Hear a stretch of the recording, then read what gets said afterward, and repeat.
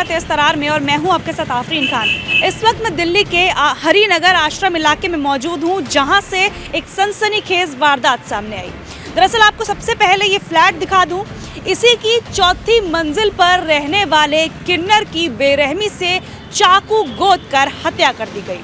अब आपके दिमाग में कई सवाल आ रहे होंगे, आखिर ये हत्या किसने की, किस लिए की गई ये हत्या, और आखिर हत्यारों को कैसे पकड़ा गया, पुलिस की क्या कुछ भूमिका रही। तो इन सभी सवालों के जवाब आपको इसी खबर में देंगे। लेकिन अगर उससे पहले आपने अभी तक हमारे चैनल को सब्सक्राइब नहीं किया है तो जल्दी से जाकर तेज तरार को सब्सक्राइब कर लीजिए, क्योंकि हम दिल्ली से जुड़ी तमाम अहम खबरें आप लोगों के लिए लेकर आते हैं। आपको बता दूं कि इस फ्लैट में रहने वाली किन्नर का नाम मीनल बताया जा रहा है, जिसकी उम्र लगभग 22 साल के आसपास बताई जा रही है।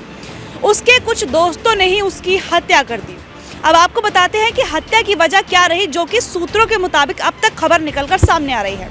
बताया जा रहा है कि हिमांशु नाम के एक शख्स की, यानी कि हिमांशु नाम के एक लड़के के जो है मीनल के साथ कुछ संबंध थे। ये दोनों दोस्त थे। अक्सर हिमांशु मीनल के फ्लैट पर उससे मिलने के लिए आया करता था। खबरें सामने ये भी आ रही हैं कि जो मीनल थी वो हिमांशु से पैसों की डिमांड करने लगी। उसने अपने संबंधों को उजागर करने की धमकी दी हिमांशु के पिता के सामने कि वो अपने संबंधों के बारे में हिमांशु के पिता को जो है जानकारी दे देगी। इस बात की धमकी देकर वो उससे पैसे ऐंठने लगी। इसी बात से गुस्साए आरोपी हिमांशु ने जो है पूरी मर्डर मिस्ट्री रच डाली। हिमांशु ने प्लानिंग बनाई। अपनी इस प्लानिंग में उसने अपने एक कर्मचारी को भी शामिल किया, जिसका नाम सोनू बताया जा रहा है। उसने सोनू को नया मोबाइल फ़ोन खरीद कर देने का जो है लालच दिया। इस लालच में सोनू भी इस जघन्य अपराध में उसके साथ शामिल हो गया। 10 जनवरी की ये बात है। 10 जनवरी को हिमांशु और सोनू दोनों इस फ्लैट पर आते हैं। मीनल पर 6 से ज़्यादा चाकुओं से ताबड़तोड़ वार किए जाते हैं। देखिए आपको दिखा दूं, जगजीत एक बार इस तरफ दिखाइए। ये वही फ्लैट है जहाँ पर वो किन्नर रहा करती थी। इस वक्त जो है दरवाजे पर भी आपको लिखा हुआ दिख रहा होगा, उनका नाम लिखा है मीनल और एक मोबाइल नंबर दिया है।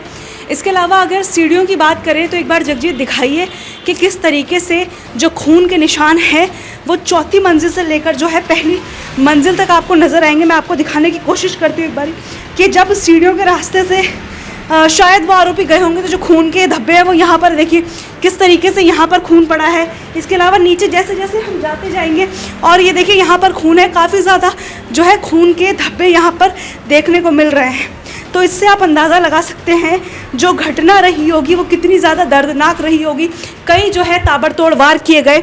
जगजीत एक बार इस तरफ दिखाइए कि कितने वार किए गए थे। उस पर बताया जा रहा है कि उस किन्नर पर 6 से ज़्यादा वार किए गए थे और उसके बाद उन्हें मौत की नींद सुला दिया गया था। देखिए एक बार ये हम नीचे तक आ गए हैं, चौथी मंजिल से लेकर लगभग हम ग्राउंड फ्लोर पर आ गए हैं। यहाँ पर भी जो खून के निशान हैं आप देखिए कि किस तरीके से जो खून है वो यहाँ पर पड़ा हुआ है। तो देखिए इन तस्वीरों के ज़रिए हमने आपको दिखाने की कोशिश की है कि किस तरीके से इस पूरी वारदात को अंजाम दिया गया। हम उस घटना स्थल पर भी गए। आपने देखा कि जो उनका गेट था उनके बाहर से लेकर चौथी मंजिल से लेकर पहली मंजिल की जो सीढ़ियाँ हैं वहां तक जो खून के निशान है वो यहाँ पर देखने को मिले हैं।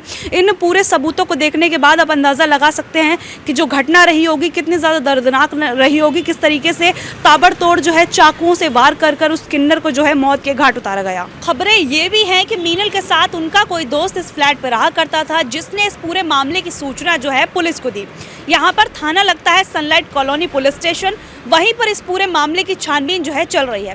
फिलहाल आपको बता दें कि जो चौथी मंजिल थी उसे पुलिस ने जो है पूरी तरह से बंद कर दिया है।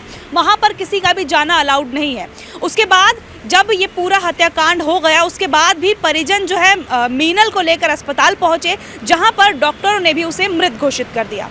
फिलहाल जो आरोपी है वो पुलिस की गिरफ्त में है और पुलिस की गिरफ्त में आने के बाद ही उन्होंने इस बात का खुलासा किया कि हिमांशु को मीनल के द्वारा इस बात की धमकी दी जा रही थी कि हिमांशु के पिता के आगे उन दोनों के संबंधों की जो पोल है मीनल खोल देगी और इसी बहाने से वो उससे पैसे ऐंठा करती थी। इस तरीके की जो खबरें हैं वो फिलहाल सामने आ रही हैं।